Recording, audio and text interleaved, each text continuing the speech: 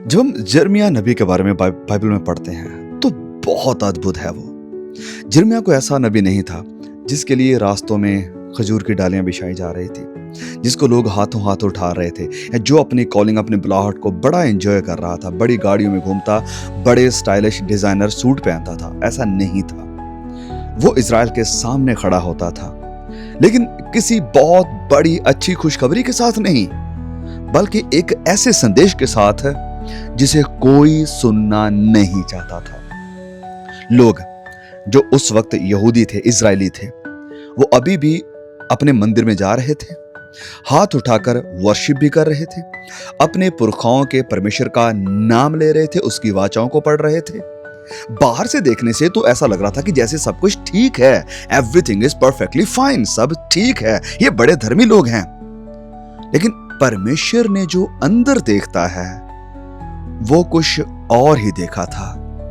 उन्होंने इस डिवोशन का फॉर्म तो रखा हुआ था, धार्मिकता चोला तो पहना हुआ था, लेकिन उसकी रियलिटी को, उसकी वास्तविकता को कंप्लीटली खाली कर दिया था।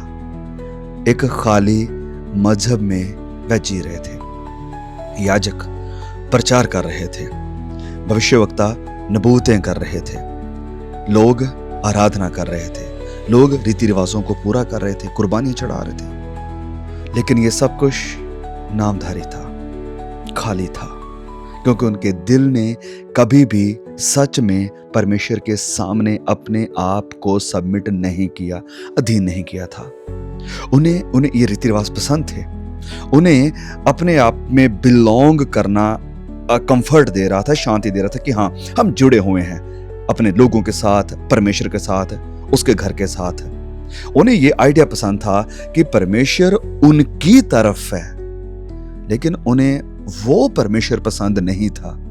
ध्यान से सुने, उन्हें वो परमेश्वर पसंद नहीं था जो उनकी जिंदगी पे हक मांगता है, हक जताता है, जो कहता है न्याय करो, जो कहता है धार्मिकता और आज्ञाकारिता में चलो, जो उन्हें कुछ बलिदान चढ़ाने के लिए कह रहा है। हाँ, बाहरी बलिदान नहीं, जिंदगी का बलिदान। और बलिदान अपनी जिंदगी देने के लिए खुदा नहीं बोल रहा था कि न्याय, सच्चा न्याय करो। परमेश्वर कह रहा था धार्मिकता में चलो, परमेश्वर कह रहा था आज्ञाकारिता में चलो। इसलिए जो पार्ट्स, जो हिस्से उनके काम के थे, उन्होंने वो रख लिए थे, लेकिन जो बाकी हिस्से परमेश्वर चाह रहा था, उन सब हिस्सों को इन्होंने चुपचाप हटा दिया था। और उनके नबियों ने भी उनकी मदद करी थी, उन्हें रोका नहीं, वरन उन्हें अप्रिशिएट किया था। ये न्याय के नीचे खड़ी इस सिटी को, इस शहर को, वो कह रहे थे शांति है, सब ठीक है, खुदा तुम्हारे साथ है, खुदा तुम्हें आशीष देने वाला है, वो तुम्हारे बीच में है। लेकिन तभी नबी यिर्मयाह के द्वारा परमेश्वर का वचन आता है। यिर्मयाह अध्याय 6 उसके वचन 16 में यूं लिखा है। यिर्मयाह चैप्टर नंबर 6 वर्स 16 लिखा है, यहोवा यूं भी कहता है, सड़कों पर खड़े होकर देखो और पूछो कि प्राचीन काल का अच्छा मार्ग कौन सा है, उसी में चलो और तुम अपने अपने मन में चैन पाओगे, अपने अपने मन में चैन पाओगे। अब परमेश्वर जब ये बात कह रहा है यिर्मयाह के थ्रू, तो परमेश्वर ये नहीं कह रहा है कि तुम अपने वो अच्छे गोल्डन पीरियड में वापस आ जाओ। ये एक न्याय की आखिरी चेतावनी थी। एंशिएंट पाथ्स यानी पुराने रास्तों का मतलब नॉस्टैल्जिया नहीं था कि वाह, वही उन्हीं रास्तों पर वापस जिन पर तुम पहले चला करते थे, और ये परमेश्वर के उस ना बदलने वाले स्वभाव की तरफ वापस बुलावा था इनके लिए। और वो क्या था? परमेश्वर का भय मानो, असल आज्ञाकारिता में चलो, और एक सैक्रिफिशियल, एक बलिदान वाली, अधीनता वाली जिंदगी गुजारो। लेकिन पता है उसी आयत में आगे क्या लिखा है? आखिरी जो सेंटेंस है वो कहता है, पर उन्होंने कहा हम उस पर नहीं चलेंगे। व्हाट? यस, ये लोग कह रहे थे हम उस पर नहीं चलेंगे। ये उनका जवाब था। ये लोग इग्नोरेंट नहीं थे कि इन्हें कुछ पता ही नहीं है। उनके पास व्यवस्था थी, उनके पास नबी थे, उनके पास अपना इतिहास था, उन्हें पता था सत्य क्या है। फिर भी उन्होंने जानबूझकर, मैं कह रहा हूं जानबूझकर इन्होंने मना किया और कहा जवाब देते हुए परमेश्वर को कि हम उसमें नहीं चलेंगे। फिर हुआ क्या हम जानते हैं, इतिहास बताता है। बेबीलोनियंस आए, उन्होंने शहर को जला दिया, उन्होंने मंदिर को लूट लिया, मंदिर को तोड़ दिया। जिस चीज को इजरायलियों ने, यहूदियों ने अपनी सुरक्षा समझा था, ये चीजें उन्हें बचा ना सकी, क्योंकि उनकी ये जो वर्शिप थी, उनकी ये जो आराधना थी, उनकी ये जो कुर्बानियां थी, उनकी ये जो पूजा करना, सेवा करना था, ये कभी एक्सेप्ट हुआ ही नहीं था। आज भी वही परमेश्वर बोल रहा है और वही क्रॉस रोड चर्च के सामने है जिसका चुनाव करना है। सच्चाई से देखो, आज की मसीहत को हमें क्या देखने को मिलता है? सिर्फ एंटरटेनमेंट, बड़ी बड़ी लाइट्स, बड़े सेटअप, मनोरंजन, लोग नाच रहे हैं, गा रहे हैं, डांस कर रहे हैं, जैसे चाह रहे वैसे चल रहे हैं। सिर्फ गॉस्पल भी ऐसा दिया जा रहा है जो कि सेल्फ हेल्प को प्रमोट कर रहा है कि ये बस आपको बढ़ाने के लिए ही है, आपको अमीर बनाने का तरीका ही है। ये एक फॉर्मूला है जिसको एक्सेप्ट करोगे तो तुम एक सक्सेसफुल नंबर 1 जिंदगी गुजार सकते हो इस दुनिया में रहते हुए। सत्य को निकाल दिया गया है, पाप को मैनेज करना बताया जा रहा है, वरन इसको मारना नहीं। अनुग्रह की बात हो रही है लेकिन बिना पवित्रताई के। और हमारे पुलपिट्स, हमारी स्टेज, हमारे माइक में ऐसे लोग जो लोगों को वही बोलते हैं जो वो सुनना चाहते हैं, पिछले दिनों में हमने एक पोस्ट शेयर करी थी कि हवा को इतना ज्यादा भरोसा क्यों आया था सांप के ऊपर, क्योंकि सांप हवा को वही बात कह रहा था जो हवा सुनना चाहती थी, जो उसके मतलब की थी, जो उसके मन के अंदर की बात थी, वही सांप उसको कह रहा था। आज हमारी स्टेजेस, हमारे प्रचारक भरे हुए हैं इन्हीं बातों के साथ जो लोग सुनना चाहते हैं। और भीड़ आती है क्योंकि वहां पर कोई भी सबमिशन की, डिसाइपलशिप की, पवित्रता की, धार्मिकता की, क्रूस उठाने की, मसीह यीशु के चेले होने की बात नहीं होती है। लोग अपनी इच्छाओं के हिसाब से अपने लिए ऐसे प्रचारकों को ढूंढ चुके हैं, जैसे कि 2 कुरिन्थियों 4:3 में ऑलरेडी कहा गया था कि ऐसा होगा। ये कोई फ्यूचर नहीं है, ये कोई आने वाली बात नहीं है। वी आर ऑलरेडी देयर, हम ऑलरेडी वहां पर हैं, जिनकी यहाँ पर तिमोथियस को लिखते हुए पौलुस ने बात करी थी कि लोग अपने अकॉर्डिंग, अपनी इच्छाओं के मुताबिक चरवाहों को ढूंढ लेंगे। और उन्हीं पुराने रास्तों की तरफ जो परमेश्वर इजरायलियों को कह रहा था मुड़ने के लिए, वो आज भी बदले नहीं है, क्योंकि परमेश्वर बदला नहीं है। वो रास्ता यही है, हर दिन पश्चाताप करो। सिर्फ एक दिन नहीं, जिस दिन आपने प्रचार सुना, हर दिन प्रभु वाली प्रार्थना में जो खुदा मसीह यीशु सिखा कर गए हैं, उन्होंने हर दिन पश्चाताप करने के लिए कहा है। वो पुराना रास्ता है पवित्रताई का रास्ता, यानी पाप से हमारे युद्ध का रास्ता। वो पुराना रास्ता है परमेश्वर के भय का रास्ता, परमेश्वर को आम कैजुअल नहीं लेने का, वरन रेवरेंस, आदर, सत्कार के साथ उसकी इच्छा में चलने का। वो पुराना रास्ता है क्रूस का रास्ता, जो प्रभु यीशु मसीह ने कहा मत्ती अध्याय 16:24 में, अगर कोई मेरे पीछे आना चाहे, अपने आप का इनकार करे, क्रूस को उठाकर प्रतिदिन मेरे पीछे हो ले। ये वही रास्ता है जिसके ऊपर अब्राहम भी चले थे, जिसके ऊपर मूसा चले थे, जिसके ऊपर खुदा के सच्चे नबी चले थे।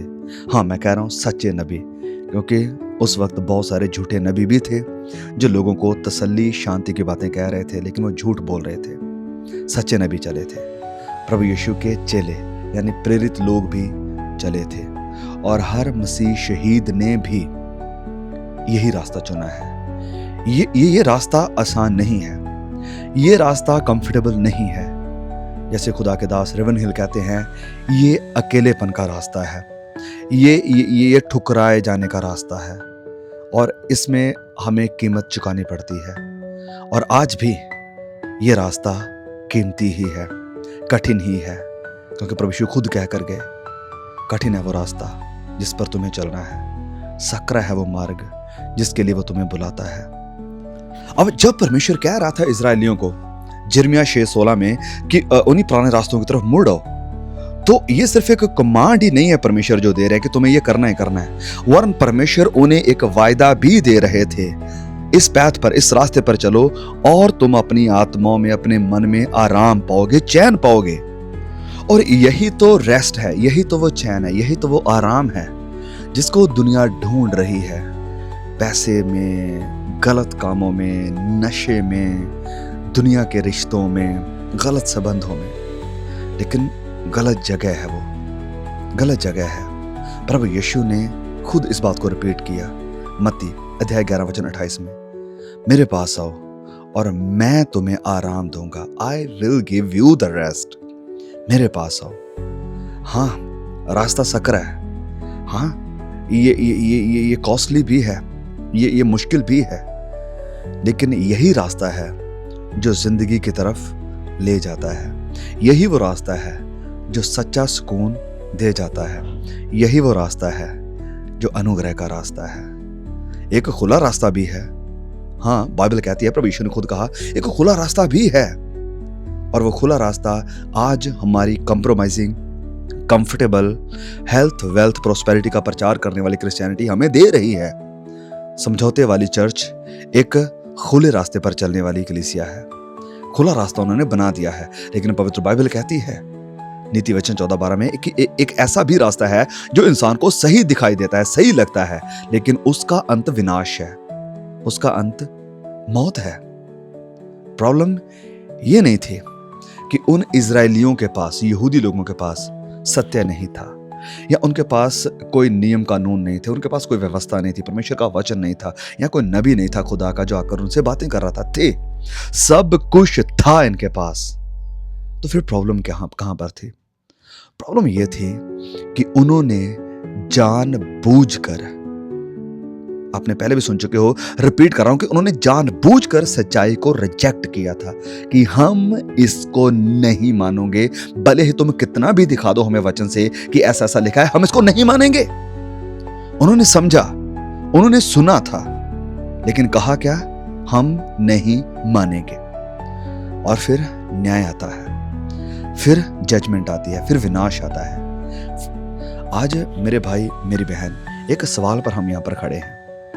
हर पीढ़ी, यस मैं कह रहा हूं, हर पीढ़ी इसी क्रॉस रोड पर खड़ी है आज भी। और आज आप जो मेरी इस आवाज को सुन रहे हैं, आज आप भी इस पर खड़े हैं। वो प्राचीन, पुराना और अच्छा रास्ता आज दिख रहा है। वो अच्छा रास्ता किसी से आज छिपा नहीं है। प्रॉब्लम नॉलेज की कमी नहीं है। बाइबल हर घर में है, हर हाथ में है, आपके मोबाइल में भी है। प्रॉब्लम है आज्ञाकारिता की, प्रॉब्लम है पश्चाताप की, प्रॉब्लम है डिसिप्लिन की, प्रॉब्लम है सत्य को स्वीकार करने की। परमेश्वर के सामने झुकना पड़ेगा, उसके आज्ञाओं के आगे आना पड़ेगा। एक ऐसा रास्ता चूज करना पड़ेगा जिसे ज्यादातर लोग, मैं कह रहा हूं majority of the people of the church goers, ज्यादातर चर्च जाने वाले रिजेक्ट कर रहे हैं। एक क्रूस उठाना पड़ेगा जिसे आज की मॉडर्न क्रिश्चियनिटी हटा रही है। एक क्रूस उठाकर चलना पड़ेगा जिसका आज की मॉडर्न कंफर्टेबल क्रिश्चियनिटी प्रचार नहीं कर रही है। आप जानते हो वो कौन सा रास्ता है जिसकी तरफ परमेश्वर आपको बुला रहा है? वो क्या डिमांड करते हैं आपसे? और आप जानते हो कि ब्रॉड, वो खुला रास्ता कहां ले जाएगा आपको ये भी पता है। अब सवाल यही है, आप क्या करोगे? सवाल मेरे भाई, मेरी बहन, आपके लिए क्लियर है, सामने है कि आप क्या करोगे इस सच्चाई का जो आपने सुनी है। जिसके कान है वो सुने कि कलाम आपको क्या कह रहा है। कौन सा रास्ता चुनोगे? कि आओगे उस रास्ते पर जिस पर चलने के लिए परमेश्वर मुझे और आपको बुला रहा है? प्लीज ये मैसेज अगर आपको आशीषित किया है, इसे शेयर करें और भाई बहनों के साथ। मैं आपसे दोबारा फिर मिलूंगा एक और नए इसी तरह के मैसेज के साथ। तब तक के लिए खुदा मुझे, आपको, हम सबको संभाल कर रखे। आमीन। Praise the Lord.